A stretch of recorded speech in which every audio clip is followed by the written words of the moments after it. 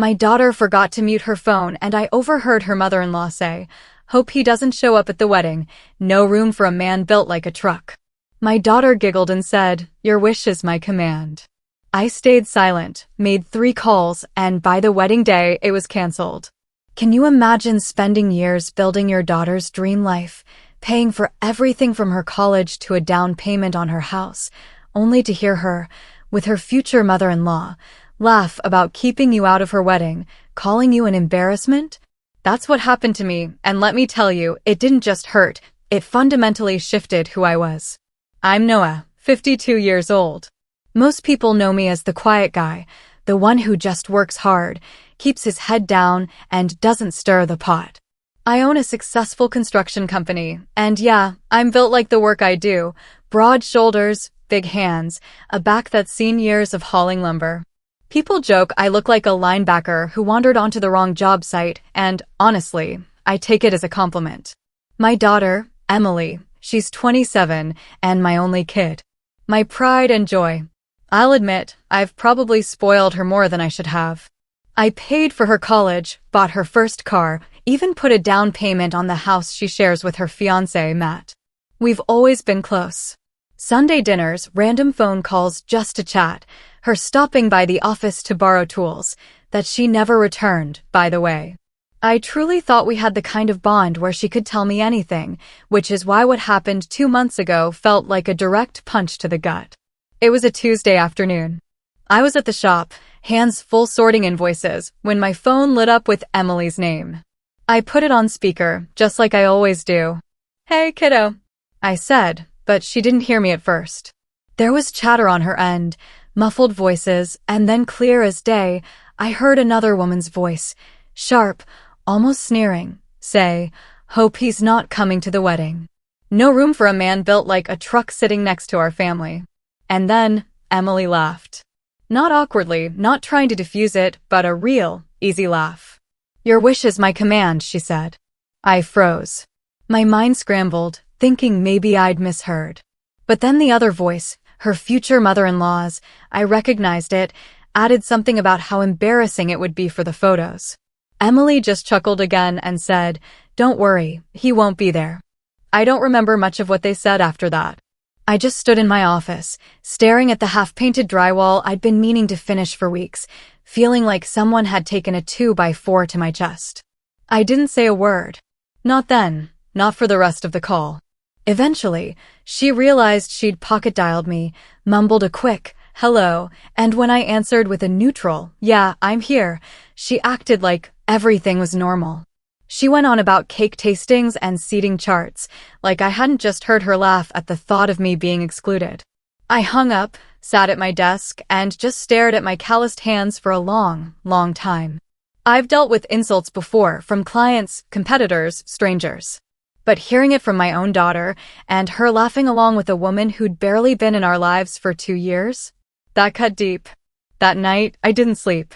My dog, Max, curled up at my feet, probably sensing something was wrong, but my mind kept replaying that phone call, every laugh, every word.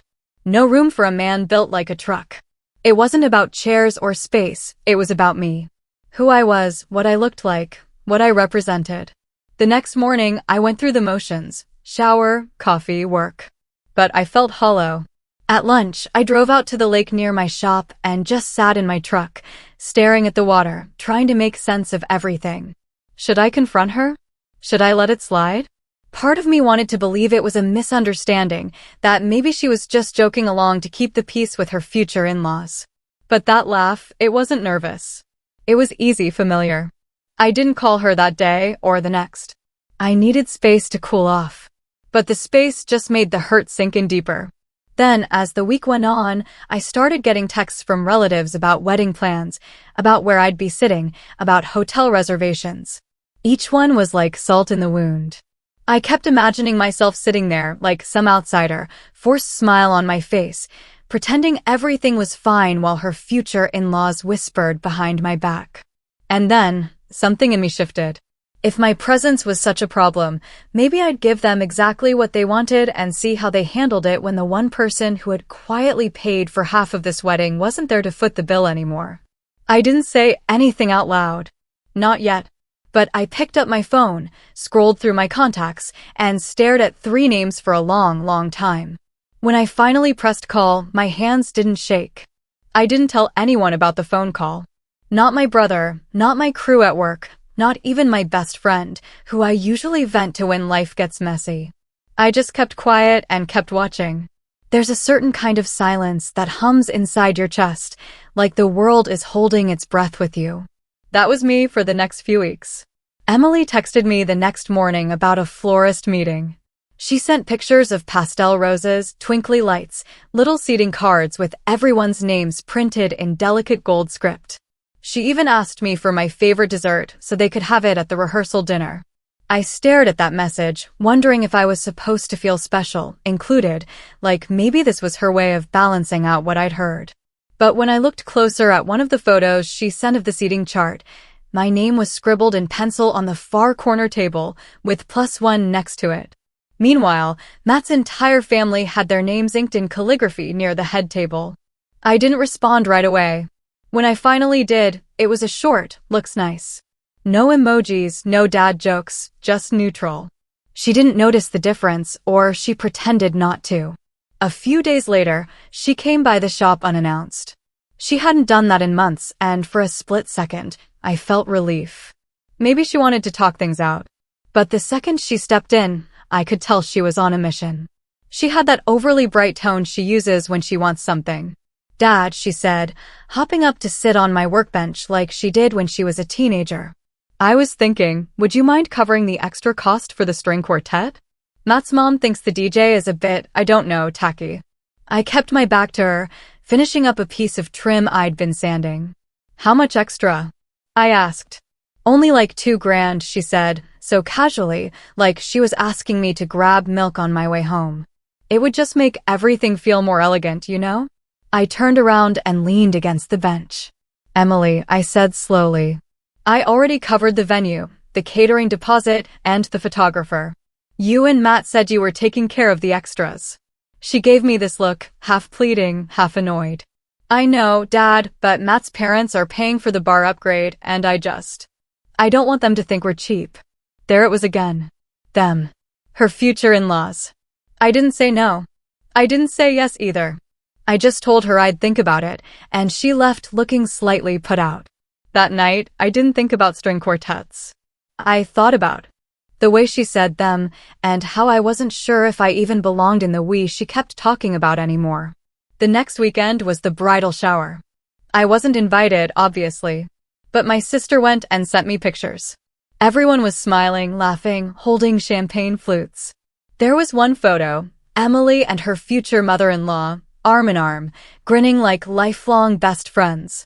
I swear I could hear that laugh from the phone call echoing in my head. The caption read, "My second mom," with a heart emoji. I put my phone face down and didn't look at it again for the rest of the day. But things really started to shift when my name came up in the family group chat. Matt's mom had apparently taken over organizing the rehearsal dinner and sent out a long message about formal attire required and limited seating. Someone, I think it was Matt's sister, replied, "What about Emily's dad?" Matt's mom wrote back, "Of course, but maybe he'd be more comfortable coming late after dinner for the toast." I stared at that message until the screen dimmed. Nobody in the group defended me. Not Emily, not Matt, not even my sister. Later that night, Emily called me. She sounded nervous this time, like she knew how bad that message looked. "Dad, don't take it personally," she said quickly. "Mommy just thinks it'll be less stressful for everyone if the seating is simple. You know how she is. She's just really particular about photos and symmetry and me." I asked. There was a long pause. "Dad," she said. But her voice was thin, cautious, like she was afraid I might actually push back for once. I didn't. Not yet. I just said, "Sure, Em. Whatever you think is best." But after that call, I sat in my dark kitchen for a long time, my coffee gone cold in my hands. Max laid his head on my knee, sensing the storm brewing inside me. This wasn't just about a wedding anymore. This was about respect, or the lack of it. I started noticing other things too. I wasn't invited to go suit shopping with Matt's dad and brothers. When they sent out a group text about the guys getting together for cigars the night before the wedding, my phone stayed silent. The rehearsal dinner menu got changed without anyone asking me if I had preferences or allergies. At first, I told myself I was overreacting, that I was just being sensitive because of what I'd overheard. But then one afternoon, I stopped by Emily's house to drop off a tool set she'd borrowed, and Matt's mom's car was in the driveway. I almost didn't go in, but I figured maybe this was my chance to make peace. When I walked in, the conversation in the kitchen stopped dead. Emily gave me a quick smile, the kind you give a stranger you weren't expecting, and Matt's mom didn't even bother to hide the way her eyes flicked over me, head to toe, like she was sizing me up. "Oh," she said flatly. "Didn't realize you'd be stopping by." "It's my daughter's house," I said evenly. Emily jumped in quickly, a little too quickly. "We were just talking about the ceremony setup, Dad. Mom thinks we should move the arch to the center so it photographs better." I nodded slowly. "Sounds like you two have it handled." Matt's mom pursed her lips, clearly done with the conversation. "Well," she said, grabbing her purse, "I should get going. We still have to finalize the family seating." She looked right at Emily when she said it, like I wasn't even standing there. When she left, the silence was thick. I turned to Emily. "Do you even want me there?" I asked quietly. Her mouth opened, but nothing came out at first. "Of course I do, Dad," she finally said. "You're my father. I need everyone to get along, okay? Please don't make this harder." Harder? That word stuck with me all the way home. I didn't yell. I didn't slam doors. But that night, I opened my desk drawer and pulled out the wedding folder. Invoices, contracts, receipts. My handwriting was on every check, my name on every payment. And for the first time in weeks, I didn't feel sad. I felt steady. Because if they wanted to pretend I didn't matter, I could show them exactly what that looked like. 2 weeks before the wedding, I was just starting to make peace with the idea that I'd be treated like some kind of background extra. Not happy about it, just resigned. I'd been quiet, calm, going through the motions, waiting to see how things would play out. Then came the Sunday dinner that snapped whatever thread was holding me back. Emily had invited me over for a final planning dinner, with her and Matt. I figured this was my chance to at least feel included, maybe talk through some logistics, get the rundown of where I was supposed to be and when. I even stopped at the bakery and picked up her favorite cinnamon coffee cake, trying to remind myself that she was still my kid, and I loved her, even if this whole wedding process had turned into a circus. When I walked in, the first thing I noticed was how polished everything looked. Candles on the table, a fancy charcuterie board laid out, wine breathing in a decanter. And sitting at the table with Matt and Emily was Matt's mom. "Oh, Noah," she said with mock surprise, like I was a +1 who'd shown up uninvited. "Didn't know you were coming tonight."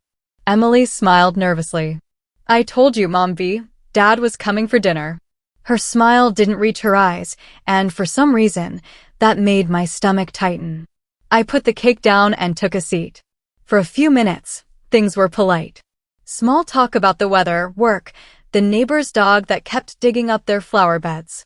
Then Matt cleared his throat and pulled out a stack of papers. "So," he said, glancing at Emily like they'd rehearsed this. "We've been looking over the wedding expenses, and we wanted to go over a few things with you." I felt my jaw tighten, but nodded. "Sure," I said evenly. He started flipping through the stack, reading line items aloud like an accountant. Venue, catering, photography, florals. Then he slid one page across the table toward me. "We were hoping you could cover these last few items," he said. "It just makes more sense since you're, more financially stable." I looked down at the paper. It wasn't a small list. It was thousands of dollars in extras, upgraded chairs, a champagne fountain, a horse-drawn carriage for Emily's entrance. I let the silence hang for a moment, then looked up. "You already asked me for money for the quartet," I said quietly. "Now this." Matt shifted in his seat, but it was Matt's mom who jumped in before Emily could answer. "It's really just about making sure Emily has the wedding she deserves," she said, her voice sickly sweet. "And, honestly, it's not that much when you consider what people will think if things look, well, cheap." Cheap? That word burned hotter than I expected. I turned to Emily. "Is this what you wanted to talk about tonight?" She hesitated, then nodded. Dad, I just want everything to be perfect and Matt's parents have already done so much. You thought I'd just keep writing checks, I finished for her. The room went quiet. And then Matt's mom, God bless her for having no sense of timing, leaned forward and said, "It's not just about money." No, we were also thinking about the processional. You walking Emily down the aisle might make things uneven. Visually, I mean. Matt's father is very tall and I felt something in me snap. You don't want me to walk my own daughter down the aisle? My voice was calm. Too calm. Emily looked horrified. No, Dad. That's not what she meant. Yes, it is, I said, still looking at Matt's mom. That's exactly what she meant. Matt's mom didn't even flinch. It's about the photos, she said simply. The symmetry matters. I pushed my chair back and stood up so fast it scraped the hardwood. Max, who'd been lying by the door, jumped to his feet, sensing the shift in the air. Emily reached out like she wanted me to sit back down. Dad, please. No, I said, my voice low but steady. You've made it pretty clear where I stand in all of this, or rather, where I don't stand. Matt tried to smooth things over. Noah, come on. We're just trying to make this day special. For who? I asked sharply. Because from where I'm standing, it feels like I'm just the wallet you pull out when you need to upgrade the centerpieces. Emily's eyes filled with tears. But I couldn't stop. Not now. You know what hurts the most? I said, looking right at her. It's not that they don't like me. People don't have to like me. It's that you laughed.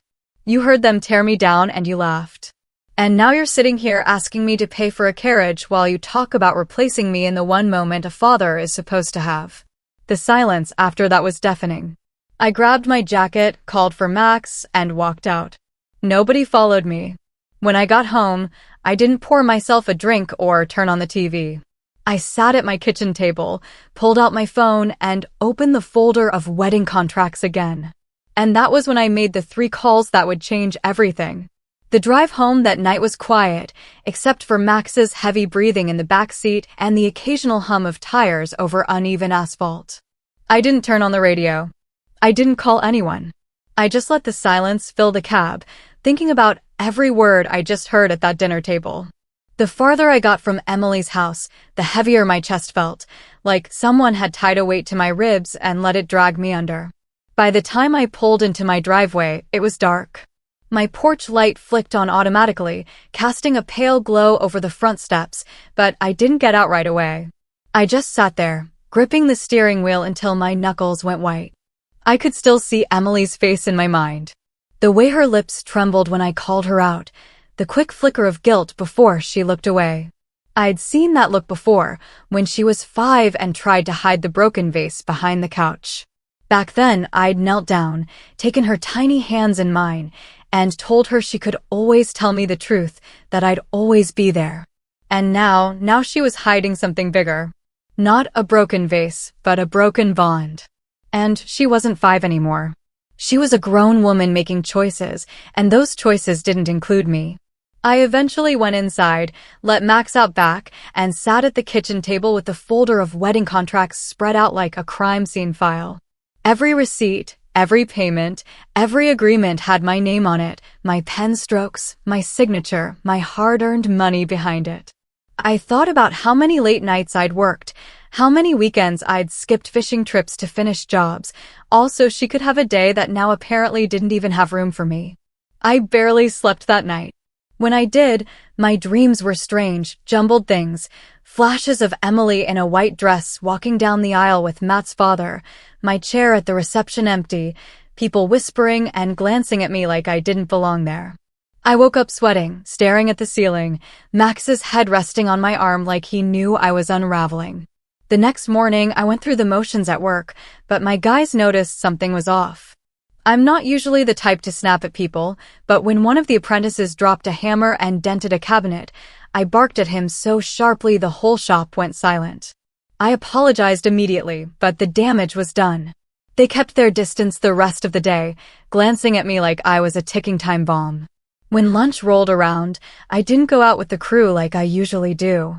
Instead, I drove to the lake again, parked in the same spot as before, and stared at the water until the world blurred around the edges.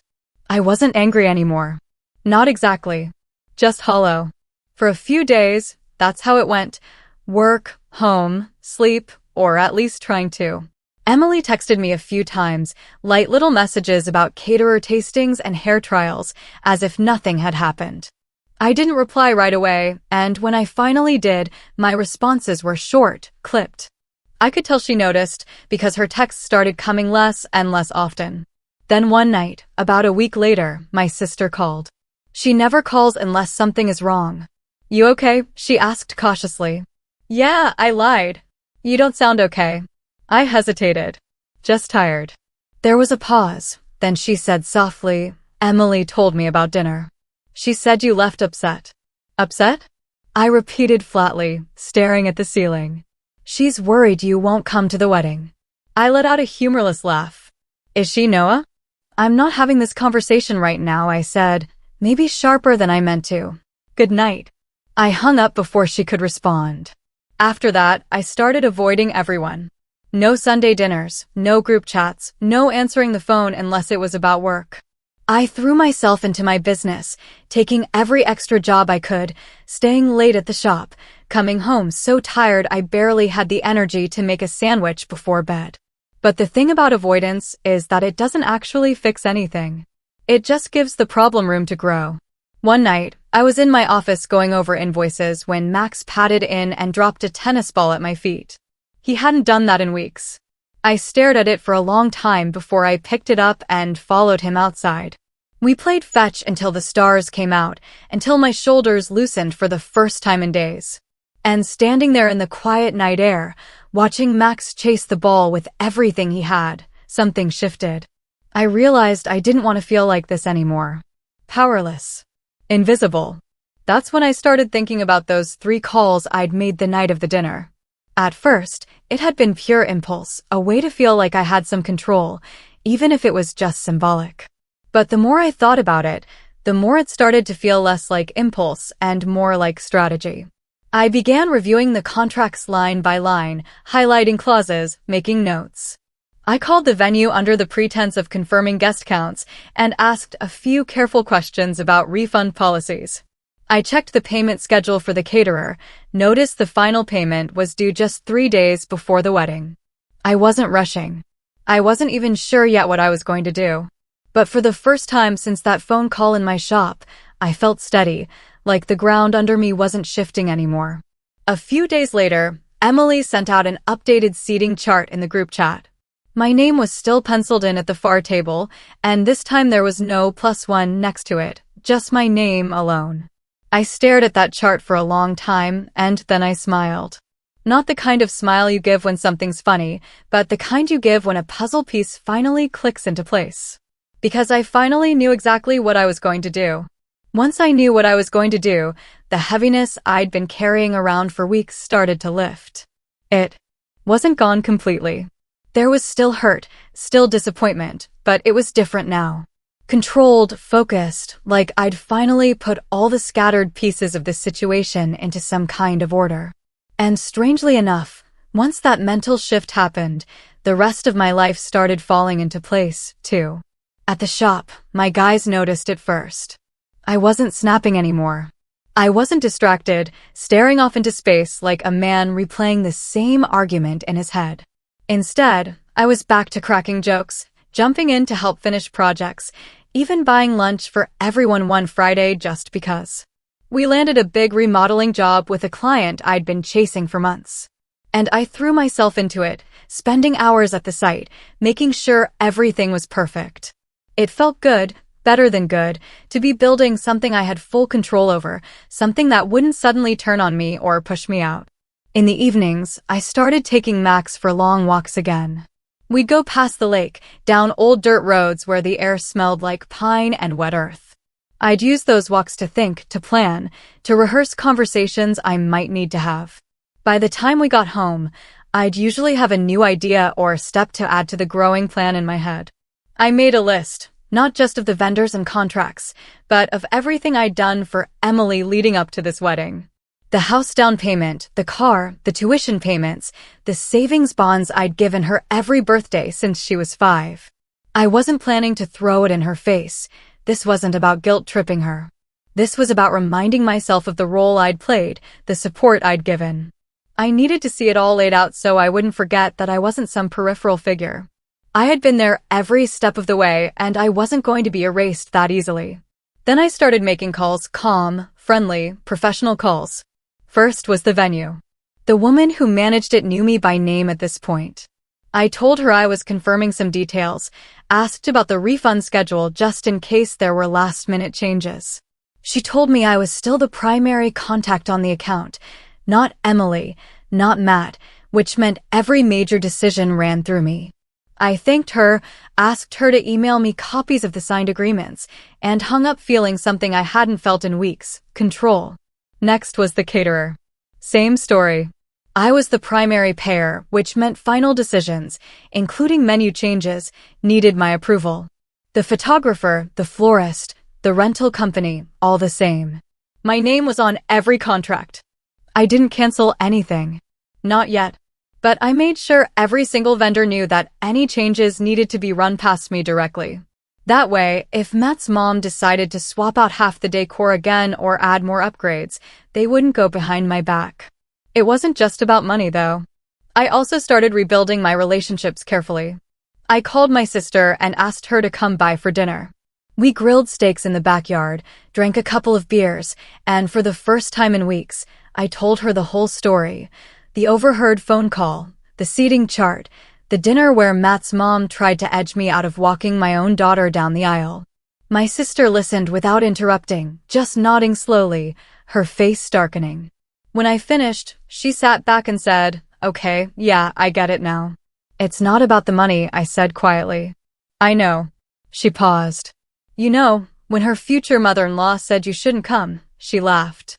That was when my sister put her hand over mine and said, "Then it's time you stop making this easy for them." I nodded. That's the plan. After that conversation, I felt lighter. Not happy exactly, but resolved. My sister promised to keep what I told her to herself, and I believed her. She'd always been good at keeping my confidence. Over the next few days, I started showing up a little less like the man who'd been beaten down, and a little more like the father who'd built his own business from nothing. When Emily called, I answered, but I kept my tone calm, measured. If she asked me about something wedding-related, I told her I'd take care of it.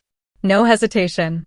She seemed relieved, maybe even thought I was finally coming around, but I wasn't coming around. I was getting ready. I scheduled a quiet meeting with the venue manager. No one knew about it but me. We went over the contracts line by line, and I asked questions that made her raise an eyebrow: refund deadlines, transfer policies, what would happen if a major payer pulled out just before the event. She didn't pry, probably thought I was just being thorough, but by the time I left, I had everything I needed in writing. I did the same with the caterer and the rental company. Every one of them assured me that as long as I acted before a certain date, I could make whatever adjustments I wanted, including reducing the headcount or canceling outright. Meanwhile, Emily kept sending little updates: dress fittings, hair trial photos, the cake topper she'd picked out. I told her they looked great. Kept my responses short but polite. I think she mistook my calm for forgiveness. And maybe part of me wanted her to, because when the time came, I didn't want anyone to say I'd been rash or vindictive. I wanted it to be clear that I'd given them every chance to make this right, that they had every opportunity to treat me with even a shred of respect. 1 week before the wedding, Matt's mom posted a message in the family group chat about the rehearsal dinner. "Formal attire, no jeans, no exceptions," she wrote. Then, as if she couldn't help herself, she added, "Let's keep this classy." For the first time in weeks, I laughed. A real, genuine laugh. Because by then, my plan was already in motion. Once I decided this wasn't just about hurt feelings, but about setting a boundary they couldn't ignore, everything clicked into place. This wasn't revenge out of spite. It was a correction, a course adjustment, a way to remind everyone, including Emily, of who I was and what I'd done for her. The first thing I did was double-check every contract one last time. I spread them all out on my dining table late one night.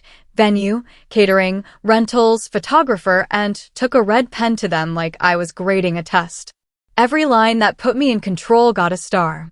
Every deadline, a circle. When I finished, I realized something that made me sit back and grin.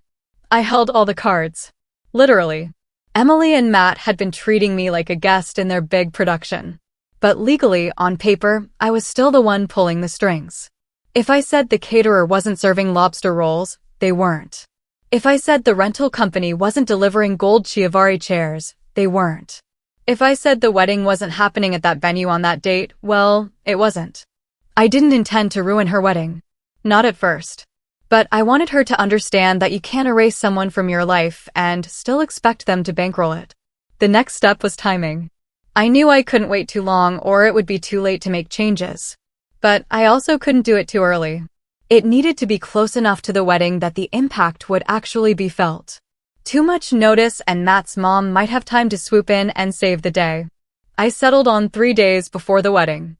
Enough time to act decisively, but not enough time for them to completely rearrange everything without massive stress and expense. With the date in mind, I got to work shoring up my position. I visited the venue manager again, this time in person. I asked to see the event calendar for that weekend. Not just Emily's wedding, but all the bookings. There were 2 other weddings scheduled on the same day, meaning if ours canceled, there was a good chance someone else would grab the spot instantly. The manager confirmed that if we canceled, the venue wouldn't hold the slot. It would go to whoever paid first. "Would you like me to put a soft hold on another date, just in case?" she asked casually.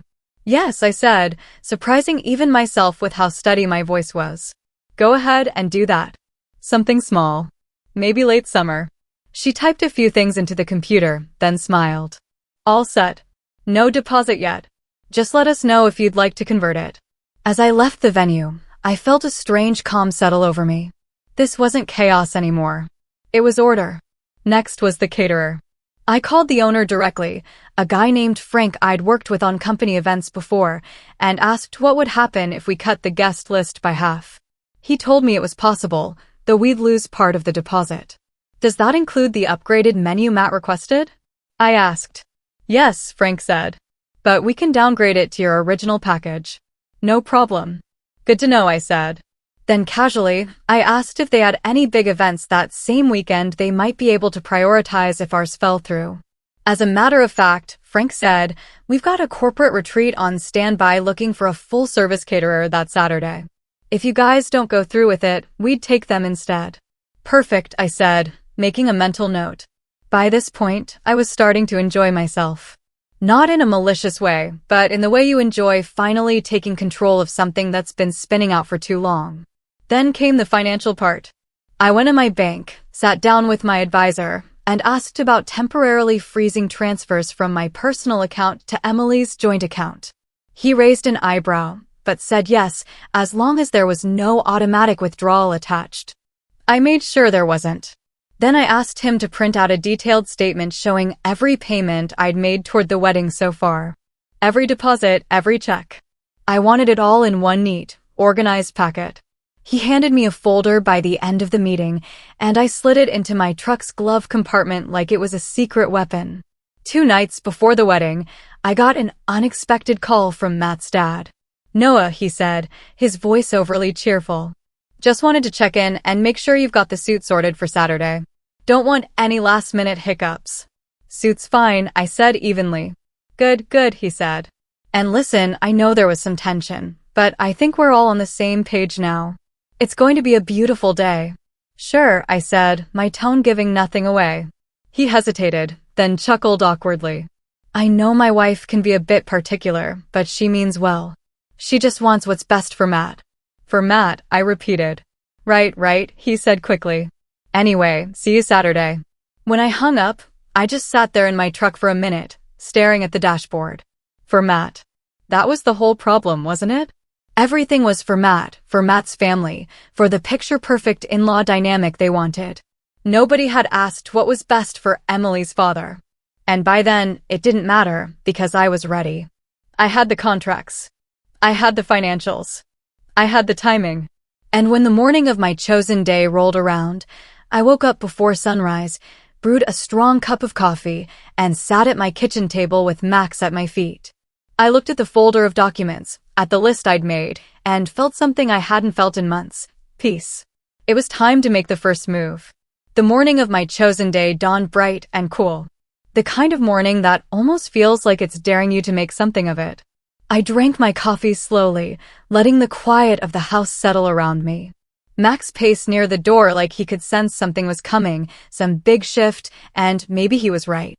By 8 a.m., I had everything laid out on the kitchen table: contracts, bank statements, my handwritten notes.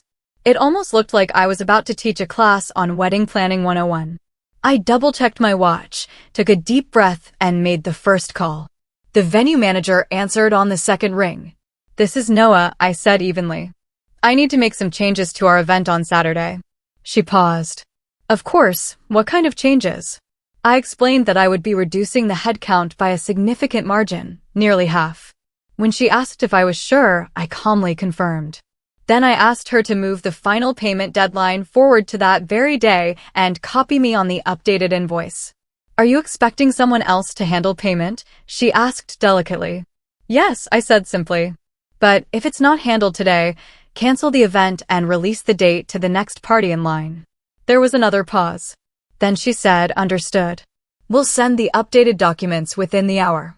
When I hung up, I didn't feel guilt. I felt clarity. Next was the caterer. I called Frank directly and told him the same thing: guest list cut in half, menu reverted to the original package. He hesitated, probably calculating how much food he wouldn't have to buy, then cheerfully agreed. "That'll free up my Saturday evening a bit," he said. "You want me to hold the extra staff in case you change your mind?" "No need," I said. "I doubt we'll need more than what's already booked." I could practically hear him shrug before he promised to send me the adjusted bill. Then came the photographer. I told her we'd be reducing her hours of coverage to just the ceremony and a handful of portraits. She sounded surprised, but not upset. Less work for her after all. By the time I was done, I'd effectively stripped the wedding back down to the bones. It was still happening, technically, but it wasn't the overblown spectacle Matt's mom had been orchestrating for months. The lavish dinner gone. The extended reception with hours of dancing trimmed down. The fancy upgrades canceled. And most importantly, every vendor now had a paper trail showing that I was the decision maker and that payment would need to come through me or be canceled altogether. I could have stopped there. I'd already sent a pretty clear message. But then my phone buzzed. It was a group chat message from Matt's mom. "Reminder to everyone. Formal attire required for rehearsal tonight. Please be on time. We're starting promptly at 6. Not a word to me directly. No acknowledgement. No olive branch. I stared at that message for a long moment, then opened a new one just for Emily. "Need to talk. Come by the shop." She replied almost instantly. "Everything okay? Just come by," I wrote back. An hour later, she pulled into the lot looking a little nervous. She stepped into the shop, her hair pulled back, wearing one of Matt's sweatshirts. For a moment, she looked like my kid again. The one who used to sit on that very workbench, swinging her legs while I taught her how to sand a piece of pine. "Dad," she said cautiously. I gestured toward the office. "Sit." "When?"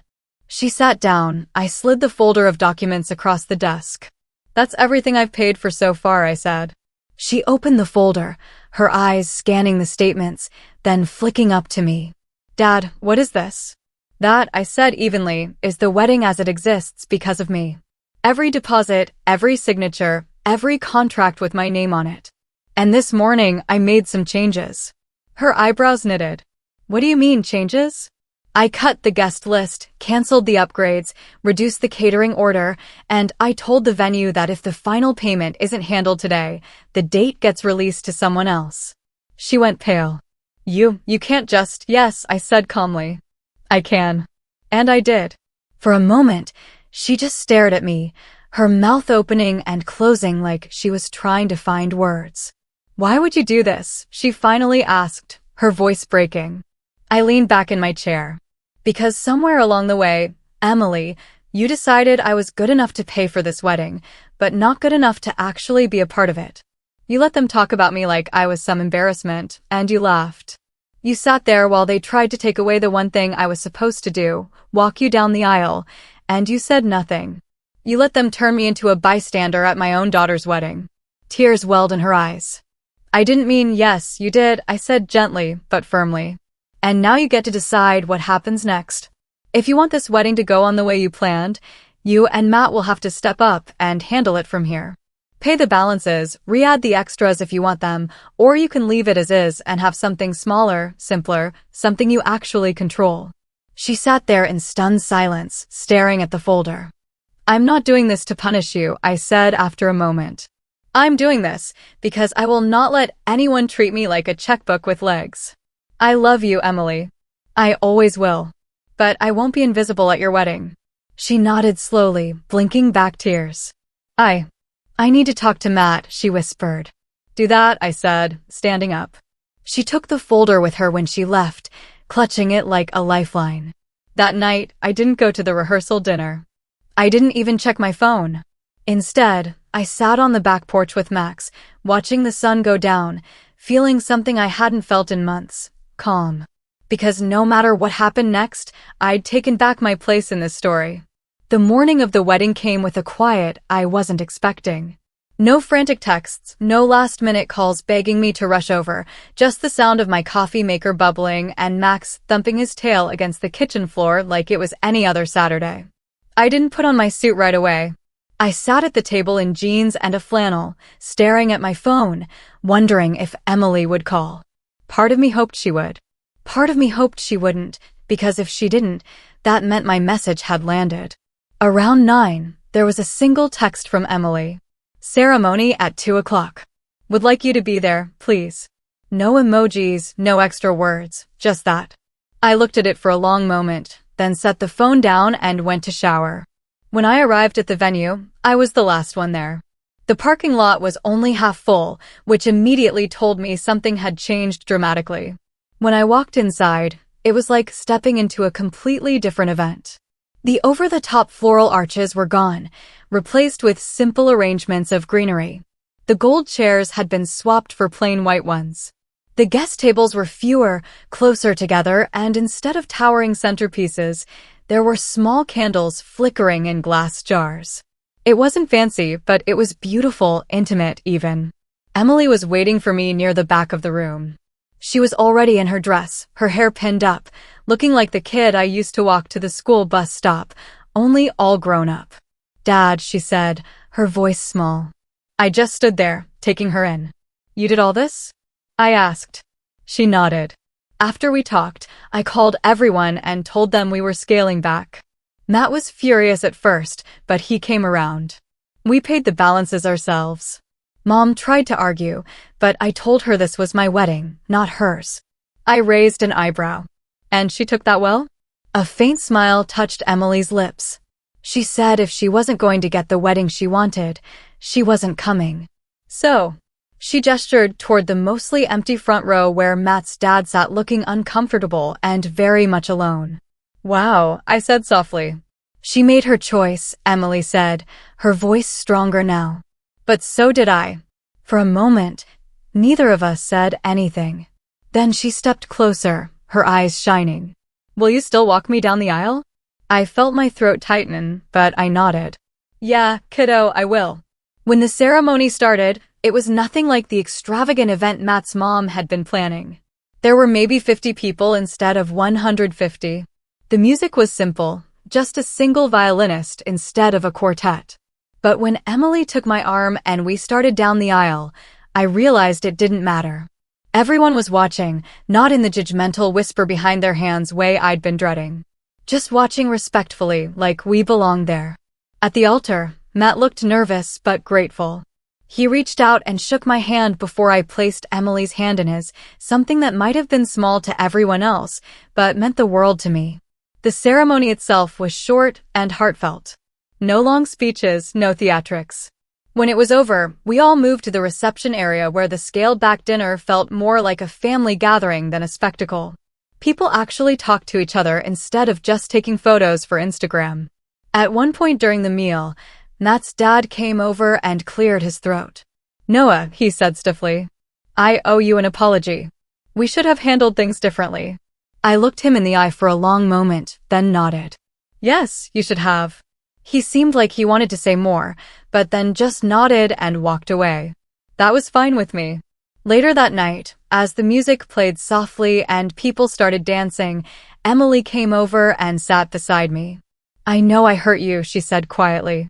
I can't take that back, but I want you to know I chose this. Not because you forced me to, but because I realized I'd been letting other people decide what mattered to me, and I don't want that anymore. I put my hand over hers. Good, I said. Because today, this was you, not them, and it was perfect. She smiled then, a real smile, the kind that crinkled her nose like when she was a little girl. Thanks, Dad. We sat there for a while just listening to the music. At one point, Matt's dad got up to dance with his wife. Oh, wait, no, she wasn't there. He just sat awkwardly nursing his drink while people whispered. And I'll admit, there was a part of me that enjoyed watching him squirm. Actions have consequences. But the best moment came right at the end of the night. As everyone was packing up, Emily came over. With the bouquet in her hand and held it out to me. I want you to have this, she said softly. I looked at it for a long moment before taking it. I'll keep it, I said, my voice catching just a little. To remember today by. When I left the venue, I didn't feel like the man who had been sidelined and humiliated weeks earlier. I felt like a father again, like someone who had reclaimed his place without raising his voice or slamming a single door. As I loaded Max into the truck and started the engine, I glanced back at the venue one last time. The lights were glowing warm against the dark sky, laughter spilling faintly into the night. And for the first time in months, I drove home with a smile that wasn't forced. Because I hadn't just gotten my seat at the table back, I'd made sure it was one they'd never try to take away again. So, what do you guys think? Was I too harsh, or did I do exactly what needed to be done? Have you ever had to stand up for yourself in a situation like this, even when it meant risking a relationship? Let me know in the comments below. I really want to hear your thoughts.